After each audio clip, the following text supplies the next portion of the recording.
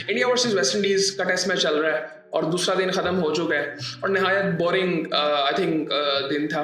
और ऐसे लग रहा था कि जिस तरह से इंडिया ने वेस्ट इंडीज को सिर्फ प्रैक्टिस करवाने के लिए बुलाया, सीरियसली ऐसे लग रहा था। खैर उसके बारे में थोड़ी सी बात करते हैं कि आज हुआ क्या है। के राहुल ने अपना शो किया और वो शो पे आउट हो गए। बड़ा अनफॉर्चुनेट थे, आई थिंक वो आउट हुए थे। आई थिंक गर्मी की वजह से आउट हुए होंगे, अदरवाइज आई थिंक कभी वो लंबी इनिंग खेल सकते थे। उसके बाद शुभमन गिल ने 50 रन बनाए, वो भी आउट हो गए 50 रन बना के। ध्रुव जुरेल ने 125 रन बनाए। अब ये बड़ा इंटरेस्टिंग है क्योंकि ये पंट की जगह पे आए हैं। अब पंट का मतलब उसकी जगह फिर किसी फॉर्मेट में भी नहीं बनेगी फिर। सो ये काफी इंटरेस्टिंग हो गया। 125 रन जिसने बनाए, 3 छक्के लगाए, 15 चौके लगाए, तकरीबन 60 का स्ट्राइक रेट था। रविंद्र जडेजा 104 पे अभी भी खड़े हुए हैं वॉशिंगटन सुंदर के साथ। सो इस वक्त 448 रन बना ली हैं इंडिया ने और तकरीबन इनकी जो लीड है वो एग्जैक्टली अगर मैं बताऊं आपको तो 286 की है। सो मेरे ख्याल से बहुत पॉसिबल है कि कल हमें इस मैच का रिजल्ट मिल जाए। लेकिन मुझे ना थोड़ा सा है इसके बारे में बात करते हैं। मैं आपको अगर थोड़ा सा बताऊं बॉलिंग की अगर बात करें, सो चेज ने अभी तक 2 आउट किए हैं 24 ओवरों में 90 रन।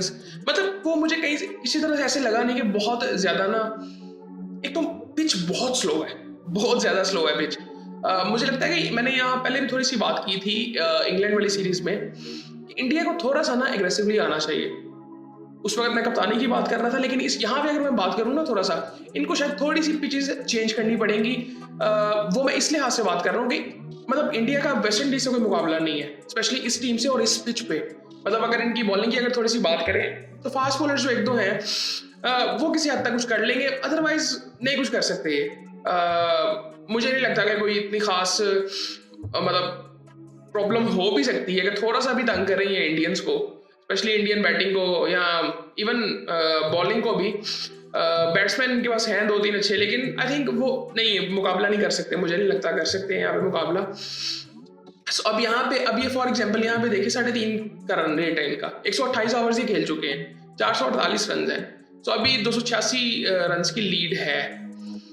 अब मुझे अगर इनकी थोड़ी सी बॉलिंग की अगर बात करें ना इंडिया की, इनके टोटल जो बॉलर्स हैं, बुमराह है, सिराज है, नीतीश कुमार रेड्डी है, जडेजा है, कुलदीप यादव है, वॉशिंगटन सुंदर है। अच्छा, अब यहाँ पे ना अब मैं अगर बात करूं, ठीक है सिराज अच्छी बॉलिंग कर रहा है पिछले कुछ टाइम से टेस्ट में। सो यहाँ पे अगर मैं थोड़ा सा देखूं, अब पिच भी बड़ी अजीब सी है। अब स्पिन की भी अगर बात करें, स्पिन बॉलर्स की, उनको ठीक है थोड़ी बहुत हेल्प मिल रही है क्योंकि इतना स्लो विकेट है कि मतलब आई थिंक कुछ है ही नहीं बॉलर्स के लिए। मतलब आप बिल्कुल फ्लैट विकेट है। और दूसरी एक चीज ये मैच के दौरान मुझे ऐसा लगा कि मुझे सिंपली एक चीज लगी कि ये सिर्फ टीम नहीं, इनका सिस्टम कितना मिच्योर है। सिर्फ बेहतर नहीं, मिच्योर है।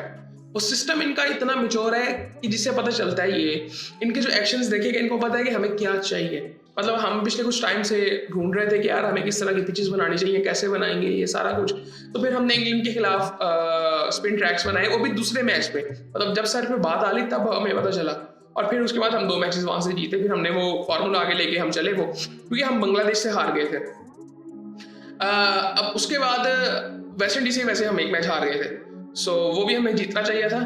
सो यहाँ पे आई थिंक कि काफ़ी ऐसी चीज़ें होती हैं जो आई थिंक ये जो सिस्टम है इंडिया का, एक तो बहुत बड़ा है, दूसरा मेच्योर बहुत ज़्यादा है। लेकिन यहाँ पे मैं एक चीज़ जो मुझे लगती है कि इंडिया को ना यहाँ पे थोड़ा सा एग्रेसिव होना है।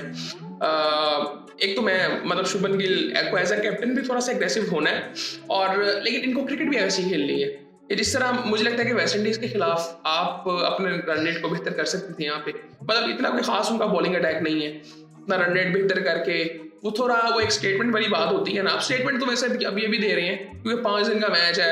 आई डोंट थिंक सो कि मैक्सिमम परसों तक मैच चला जाएगा, वरना में भी हम कल देखें कि कल हमें रिजल्ट्स मिल जाए। 286 की लीड इस वक्त हो चुकी है। कल जडेजा आएगा, वॉशिंगटन सुंदर है, उसके बाद नीतीश कुमार रेड्डी है। अगर ये 50-50 भी जल्दी कर गए, सो आई थिंक ये 20 ओवर भी अगर ये खेल गए, सो इन्होंने 100 रन और कर देने हैं। सो वहां पे आई थिंक किसी भी तरह से मुझे नहीं लगता कि वेस्ट इंडीज किसी तरह से इनको तंग करेगा। ये 20 ओवर खेल लेते हैं यहाँ से, तो फिर बाद में कल वाइंड अप हो जाना मैच। सो आई थिंक थोड़ा सा एग्रेसिव इंडिया को हो जाना चाहिए। बाकी आई थिंक ठीक है, डिसेंट था लेकिन काफ़ी बोरिंग था। मतलब बहुत टिपिकल बोरिंग डे था मैच का, क्योंकि बिल्कुल ही मतलब वेस्ट इंडीज ने कुछ किया ही नहीं है। मतलब उनके बारे में बात करने के लिए कुछ नहीं है मेरे पास। सो खैर उसके अलावा अगर मैं बात करूँ कोई तो अच्छा, वो सना मीर का भी एक कंट्रोवर्शियल इशू हुआ है।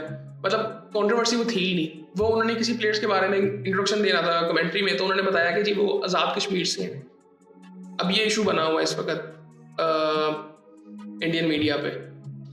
मेरी समझ से बाहर है ये चीज़ें।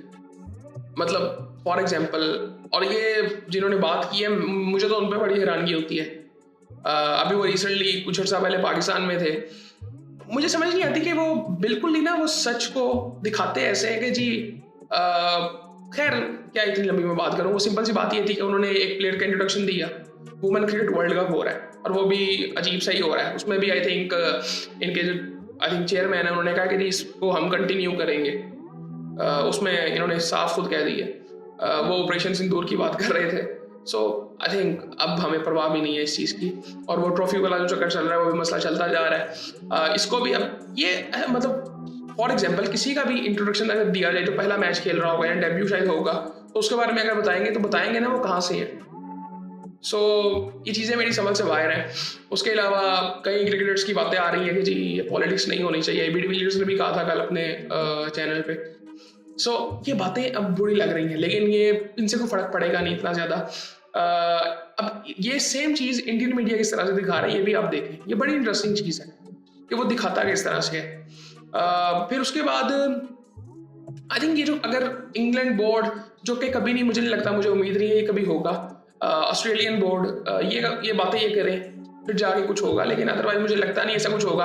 अभी ये इंटरेस्टिंग होगा इस संडे को जो वुमेन्स वर्ल्ड कप में इंडिया का मैच है, उसमें आईसीसी का रोल क्या रहता है। आईसीसी इस वक्त कुछ भी नहीं कर रहा। उनके पास जो थोड़ी सी क्या कहते हैं क्रेडिबिलिटी तो बिल्कुल भी नहीं है। खैर वो वहाँ पे कंट्रोल इंडिया का है, वो कुछ भी नहीं वहाँ पे होने वाला। मतलब आप ये देखेंगे अभी एक सूर्य कुमार यादव का जो एक केस था और हारिस रऊफ पे जो डाला गया था, वो उसमें उन्होंने बातचीत ही खत्म कर दी है क्योंकि उनका अपना कप्तान फंस जाएगा। सो ये सारी चीज़ें होती रहेंगी। बाकी आई थिंक उम्मीद कर रहे हैं मैच कल खत्म हो जाएगा। और एक और आई थिंक मैच था, वो इंग्लैंड इसका मैच था, मतलब ऑस्ट्रेलिया न्यूजीलैंड का दूसरा T20 जो था वो भी नहीं हुआ बारिश की वजह से। मतलब 9 ओवर पे आया था, बाद में फिर दोबारा बारिश हो गई। ऑस्ट्रेलिया ने सिर्फ 2 ओवर खेले, 16 रन बनाए थे, तो वो भी मैच नहीं हुआ। और इसके अलावा वुमेन्स वर्ल्ड कप चल रहा है, उसमें भी फजूल से इशूज चल रहे हैं। ऑस्ट्रेलिया ये अफगानिस्तान बांग्लादेश की सीरीज भी चल रही है। मेरे ख्याल से कल एक जो T20 था, कल परसों था, वो बांग्लादेश जीत गया था। सो ये चीज़ें हो रही हैं। बाकी आई थिंक देखते हैं, बाद में बात होती है आपसे।